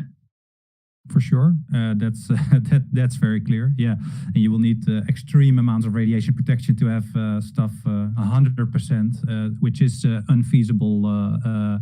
It seems, at least. But maybe you get some breakthroughs in the laws of physics that we have never heard of. So I wish you good luck with that. There's a question by. Yeah, sorry. Let me just quickly interject. Our goal is not for 100% isolation of radiation, because to be honest with you, with an atmosphere and an environment like Mars, that's absolutely impossible. We are looking to be able to reduce the amount of radiation exposure to as best as acceptable levels as possible. That is going to be done through the materials that we choose, the hydrolayered gel design that will absorb a lot of the radiation, different types of fabrics that will also assist with that. But are we going for 100% radiation isolation? Absolutely not, because we honestly feel it's an impossible to achieve type of goal. That's very clear and logical. There's a question by Mr. or Mrs. Manic D33, and he or she asks, where are the people who have worked on the water-cooled undergarment? Because it's something he or she would be interested in working on, but no idea where to start. Well, I can tell you already that you should really join the server, the Discord server for the EVO Spacesuit. Look at the link below the YouTube video. Just click it and you'll be part of that server and ask around. And then you can help for sure. But still, can you tell us a bit more details about the water-cooled undergarment? Well, it's not necessarily going to be an undergarment. If you want to learn about thermal cooling garments, Adam Savage, who was mentioned earlier, has a really fantastic video where he actually designs one from the ground up with a heating and ventilation technician who designs these for the high seas projects. And he does some amazing stuff, and it's really in line to what is in use right now. At least our goals for the design are to have that gel layer that we talked about before. That gel layer is going to have microchannels built into it where we can circulate water or some other type of coolant or heating element. And believe it or not, the most easiest thing that we have discussed and found out is basic cheap vodka. So the cosmonauts will really like this spacesuit design. Exactly. I mean, our friends in Russia definitely had it right. You know, they had the right idea. But vodka, believe it or not, works better than ethylene glycol. It works better than water. It works better than a lot of the antifreezes that you can buy because it has great heat transference, and it's also pure to a certain degree. It's ethyl alcohol from anything else. So we found that it really works well. I mean, you can get pretty darn cold wearing a thermal garment and having it circulate alcohol. So that is kind of the direction that we're going, is that through these microchannels within the gel layer, it's going to serve as our liquid cooling garment. It's going to serve as our liquid heating garment. It's going to serve as our pressure regulation, to try to adapt as many of the layers that they presently have to incorporate them into the suit without having to put on a pair of long johns, put on a liquid cooling garment, put on an outer covering for comfort, putting on the actual base layer of the suit, putting on another layer on top of it. Right now, the suits of today that they use in the International Space Station has 27 layers between the outer covering and the human skin. If we can shrink that down, you're going to increase your mobility. You're going to decrease the weight. There's so many advantages to it. So we're going to try to incorporate as much as we can into one system as possible. Are we going to have other layers? Yes, there's no doubt about it. But we don't want 27. Clear, yeah. The best part is no part. I think Elon Musk said a couple of months ago. So that would maybe work in this case as well. Yeah, I see a lot of also compliments instead of questions. So I'll read some to you because I think you guys deserve them. So this is literally moonshot stuff and beyond. I love it. I think it's a great project and I hope it gets some good exposure. But most of all, I love how you're doing it regardless of how hard it is. Respect, by Mr. or Mrs. Bak1. Thank you. Yeah, now let me read one more by Mr. or Mrs. Nocebo. Really interesting. I'm curious to hear how you plan on tackling the movement challenge. Like pressurizing a typical spacesuit could blow up like a balloon, or and the joints might make it very difficult to move. Can you explain a little bit about how you try to mitigate this challenge? Or maybe some other from your team. I don't know. I'm asking you the questions now, but a lot of people have presented, of course. So if you want someone else to answer, feel free. Well, if we got some questions for HUD, data systems, biosensors, some of the other topics that the other people presented, absolutely. If not, then I can jump in. But I'll just take this last question and then I'll turn it over to my team if they want to answer some. So I believe the question is, how are we going to tackle the movement issue? Well, that's a very good question. And the answer is mechanical counterpressure. Since the suit is going to be form-fitting as much as possible, where the suit itself is going to cause pressure against the body to be able to simulate atmospheric pressure, you will have the same capability of moving on Mars as you would on Earth. The pressurized areas where we're going to actually try to use air pressure versus mechanical counterpressure are the helmet and the torso. So the arms, the legs, the hip, are all going to be mechanically counterpressured with a form-fitting design, so you don't have to worry about air pressurization. Right now, the ISS EVA suits, they're only inflated to 1/2 of atmospheric pressure for them to be able to move around. And not only that, the ISS suits leak like a sieve. So the more pressure that you add to it, the faster that the system is going to leak. We hope to overcome that with the mechanical counterpressure design. That's great. Yeah, and I realize that a lot of the questions that you're going to get are also still to be developed. Of course, you've been busy for 5 weeks, and the fact that we are getting these kinds of detailed questions is already, I think, a compliment to the progress that you guys made. I'm going to go to a question for Adam, who has been working on the heads-up display, and Simon Matkowski asks, is there any platform for end-user testing for the heads-up display? So outside people may test the heads-up display and make comments for further improvements. If I know Simon enough, he might be one of those people who would like to test this in the field. But Adam, can you enlighten us with an answer? Yes, so this is absolutely a priority. This ties in very well with the rapid prototyping. And while we have not set up this at the moment, as soon as we have a version that we can play with and rapidly iterate on, we'll set up a user testing platform, and we will be looking for feedback from both the community and experts in the field. So be it astronauts, people that train astronauts, pilots, who have experience with these kinds of interfaces and situations. Yes. That's great. And I don't know if maybe Michael Bloom can answer the question.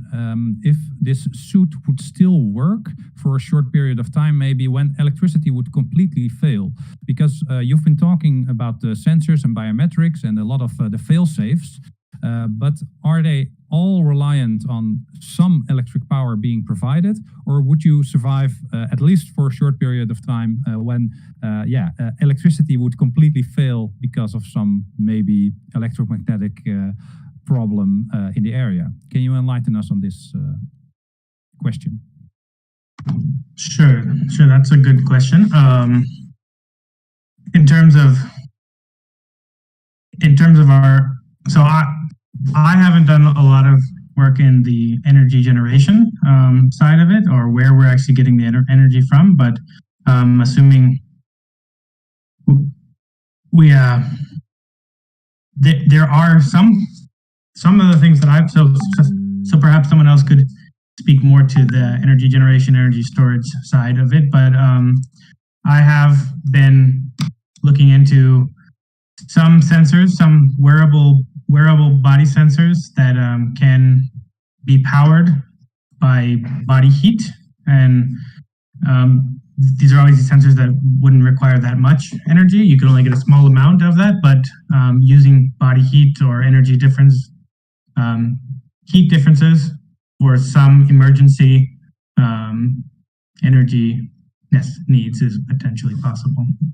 Yeah, that sounds very logical, and I could imagine at least that there's also a way to think about it in terms of critical things in the spacesuit. So, for example, breathing should likely work in any circumstance if possible, but maybe heating is also very important, or cooling, I should say, sometimes even.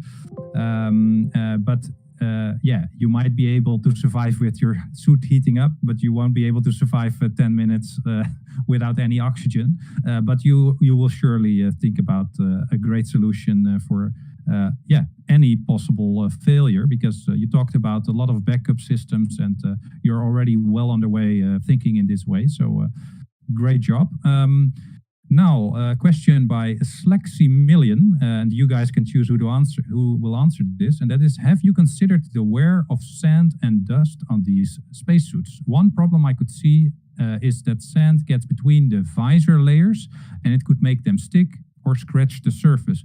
I don't know who can answer, but that's the question by Slexymillion. Does anybody want to tackle this? You want me to jump in? All right, since nobody's answering, I'll take it. And it's a great question, and it's one that we've actually talked about at incredible lengths. What do we do about the dust and how abrasive and scratchy it is? Well, the most non-technical answer that I could possibly give is the best we can. For the layers of the visor, they're going to be pretty much molded into one. For the flip down visors, we are just making sure that we have enough clearance between the inside of the flip down visor and the outside of the faceplate to be able to kind of mitigate as much dust being able to scratch the surface. We do intend a fair bit of wear on the surfaces, the joints, and other exposure areas on the suit, which is why the additive manufacturing goal is so darn important. That way, if we do have something that wears out, it can be replaced very, very quickly without having to hinder the mission. As far as just, I want to interject about the power systems.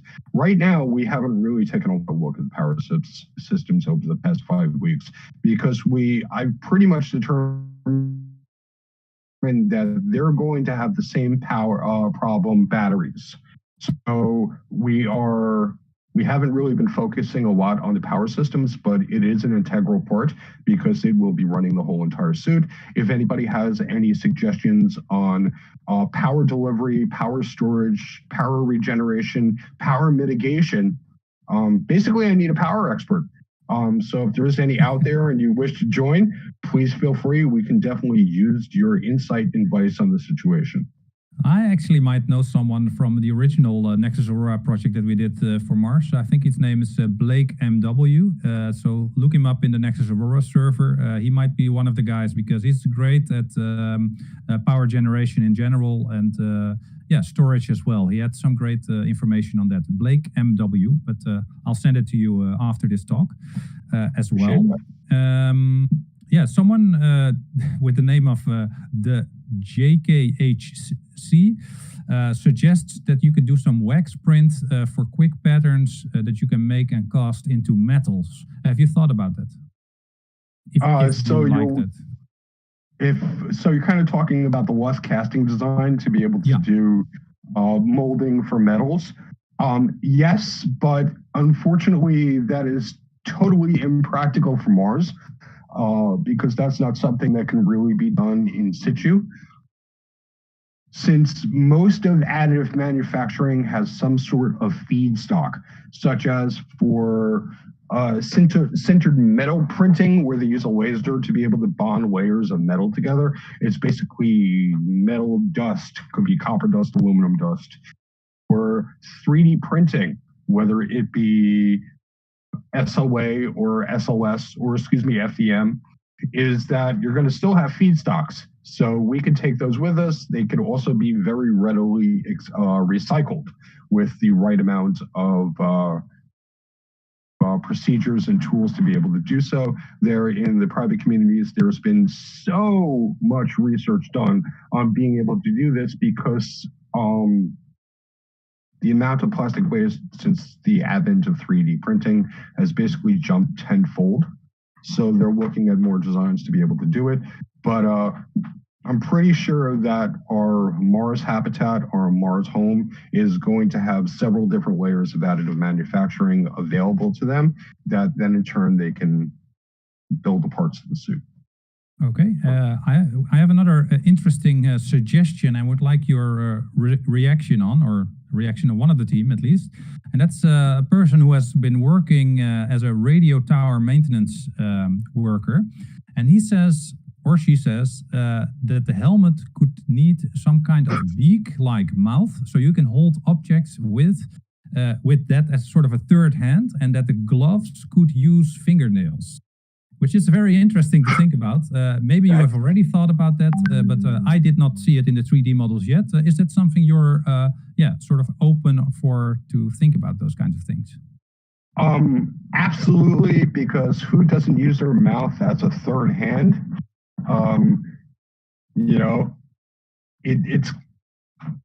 It's something that won't be, it's something that's easier said than done. Let's put it that way, as far as some sort of beak for the helmet or the visor.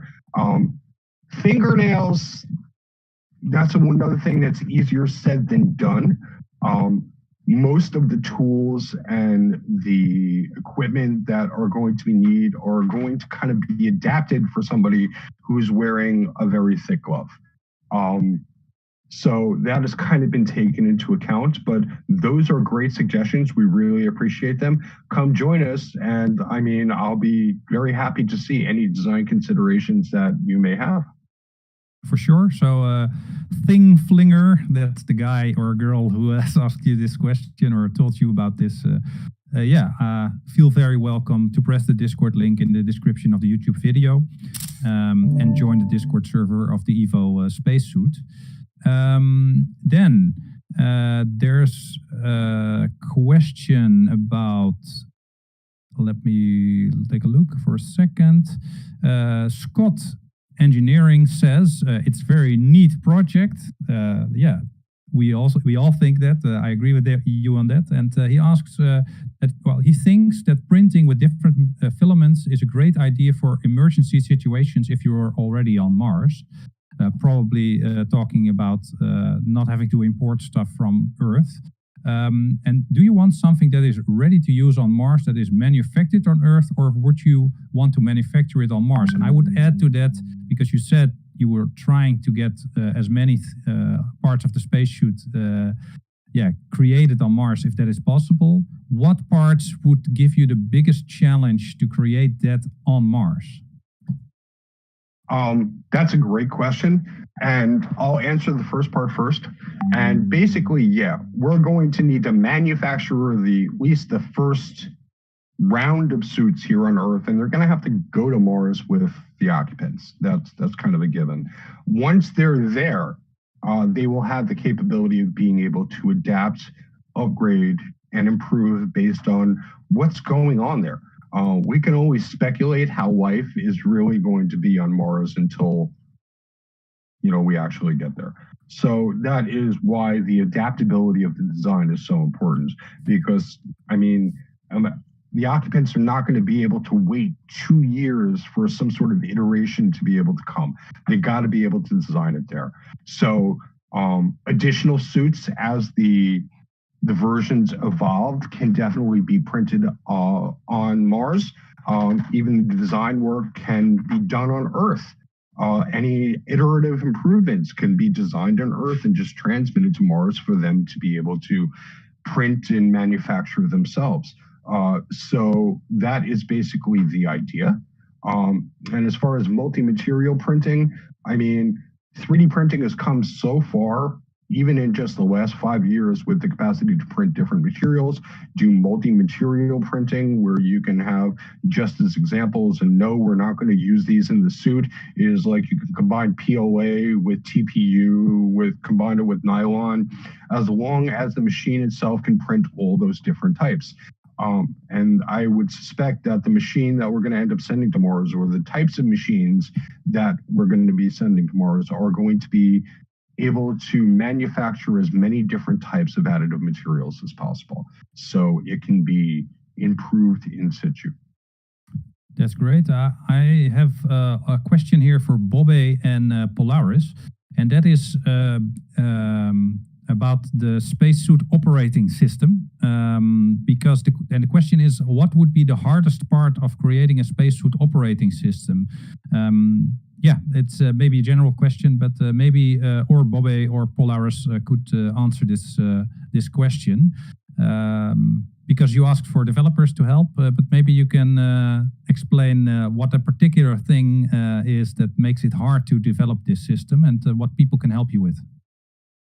Let's see, is Bobby still here? He seems to have been disconnected. Is Polaris here? Let me take a look. If not, I think I can answer for them. Yeah, you can answer it. Yeah. Okay. Well, one of the goals, at least for the Evo fork, that I've asked Bobby and the team to be able to look into is clustering. I think that clustering is going to be a huge part of the data systems for the suit. That way, if one potential system fails, another one could be able to take up. Plus, the total accumulative of the whole is more powerful than the individual. So we're trying to incorporate as much redundancy into the data systems as possible. That way, if we lose one sensor hub, another sensor hub could be able to pick up the slack. So at least from my perspective, that was a very, very important part of the data systems and being able to adapt to it. Now, I've also asked them to look at what sort of options can we put into the spacesuit itself to be able to deal with radiation exposure, because most space systems right now that use data, they're very, very resilient, very, very expensive, and very, very slow systems to be able to encompass for radiation damage of such as processors experience something called the flipped bit, where it could change the whole parameters of what you're talking about. So these are types of things that I've actually asked them to be able to look into and see if it's a possibility.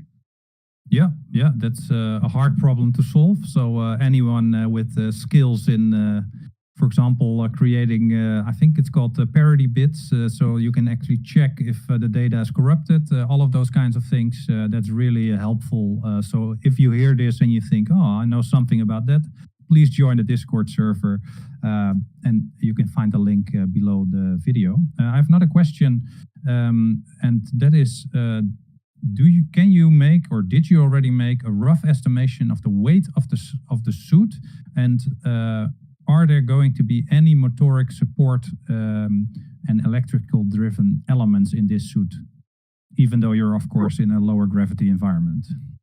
Are we going to make an exoskeleton into the suit? The answer for right now is no, because the level of complexity that adds to the overall design is insane. As far as the total cumulative weight of the suit, right now your guess is as good as mine, since we don't have anything physical to be able to base the weights on. Right now, like I said at the beginning of the presentation, all of our work is rather theoretical, but I would have to think with our manufacturing designs that it's got to weigh a lot less than what common spacesuits right now are, which I think is like 300 kilograms. Okay, what is it? 1/3 on Mars, probably. You're talking about the weight on Earth, I'm going to guess, right? Yeah, based on weight of Earth. It's exactly. The gravity on Mars is 1/3, so it's going to be lighter than what it would be on Earth. Do we have a rough estimate of how much it's going to weigh? Not yet. It depends on a lot of stuff. For example, the batteries you've been talking about. How many do you take with you, and how much will they weigh? Even if you might find a better solution with another energy storage form, maybe even. Okay, so the question by looking at the time, we only have time for a few more questions, but I'll ask them anyway, and I hope that you could answer them, or any of you from the team. So there was a slide about the top of the visor closing. and that's even like an extra layer on top of the sunblock visor. And when that top closes, does it have a VR or AR representation of the environment? So that might be a good one for Adam to answer. Yeah, absolutely. So we've been looking into a few things here. AR and VR are buzzwords in a way, but yet so applicable to the spacesuit. With augmented reality, you could have, because imagine you're there and there is a mechanical system malfunctioning. You can't grab a piece of paper because your gloves are too thick, and you can't grab a tablet because you may be outside, or that may be difficult. So getting this information up and where the problem is, it's really important. For the VR sites with the drop-down visor, so to say, we can do remote control of a rover, remote operation. So this is high priority, but VR is also really high tech in the sense that you need very high refresh rates, not only for your screen, but also for your sensors. And to integrate this will be challenging, but we are looking forward to the challenge and breaking it apart and seeing how we can tackle these different technologies. Yes. Yes, and you also see, of course, a lot of major manufacturers of the current technology on Earth. I mean, like I think 8 years ago, Google Glass already started, and now the Oculus Rift and others have been developing quite steadily. So let's hope for you guys that they keep on developing, so you can also use some of their hopefully a little bit affordable technology in your spacesuit. That would be great. I have another question, and that is, how much space do you need to put the suit on if you would not be using the suit in the exterior fashion as has been talked about in the presentation? Because there are different options. You can put on the suit somewhere in an airlock, for example, and dust off when you're getting back inside. So if you would need to take it on and off in an airlock, how much space do you guys think you would need for that? Well, our goal is to be able to work within existing airlocks. So we would be able to don and doff the suit in, probably the same amount of space. Because in reality, this is not going to be like the IVA suits where they need 6 hours to get dressed for work. We're hoping to be able to have this be able to get totally suited up and ready to go within an hour. But if it takes longer than that due to complexities, then it takes longer than that. The best answer I can give you, as long as it takes. And as the first time that somebody's going to put on the suit, it's probably going to take them 3 hours just to be able to figure it out. But then with subsequent usage, that time is going to go down and down and down and down. So it's going to take as long as it takes. That's the best answer I can give you after 5 weeks of work. For sure, that's there's a lot of stuff that you still need to figure out. And the interesting question that is asked by RYF, I should say, sorry. Is there also a specifications list that you created, and is that available on the Discord server? We did have, yes, our specifications are must-haves. That we have come up with all the different systems for just about every single part of the suit that we feel are critical going forward. Those are basically living lists. They are constantly changing, evolving, updated as our discussions and our research into the various parts of the suit go forward.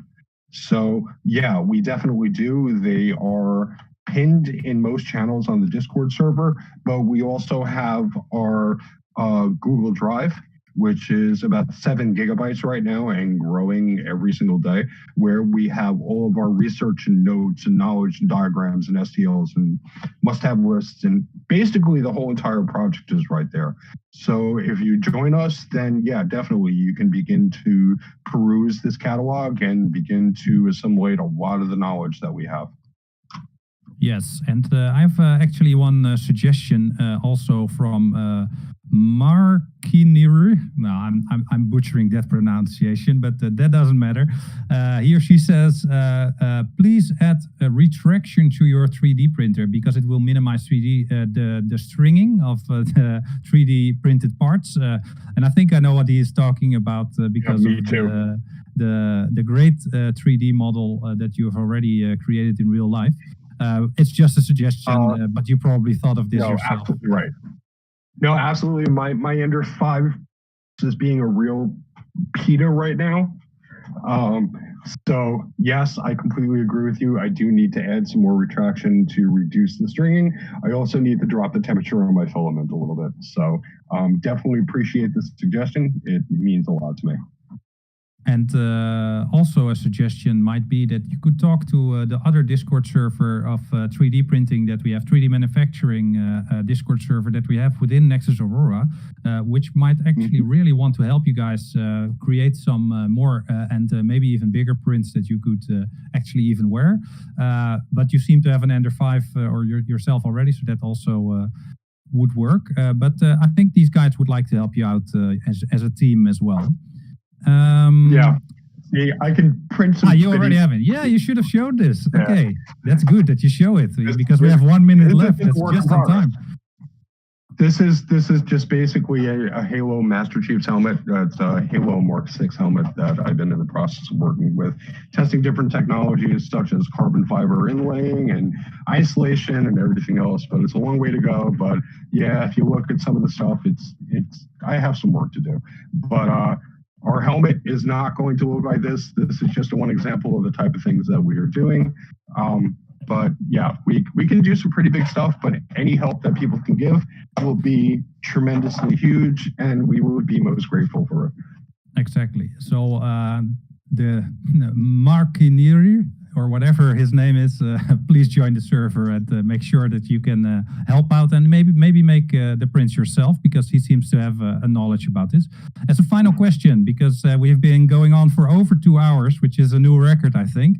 I would like to ask the question from Devarai Ramasmai, and it is how to control the biological and seasonal changes for the astronauts. Would that be done by pills, for example? Maybe this is one for Michael Bloom to answer, since he's in sensors and biometrics. I'm not sure if this is also part of biometrics, but one of you guys, if you could answer this final question, that would be great. And then we close off the session. Okay, so the biological and seasonal changes of the person in the suit. So your sensors, your biometric sensors are going to have to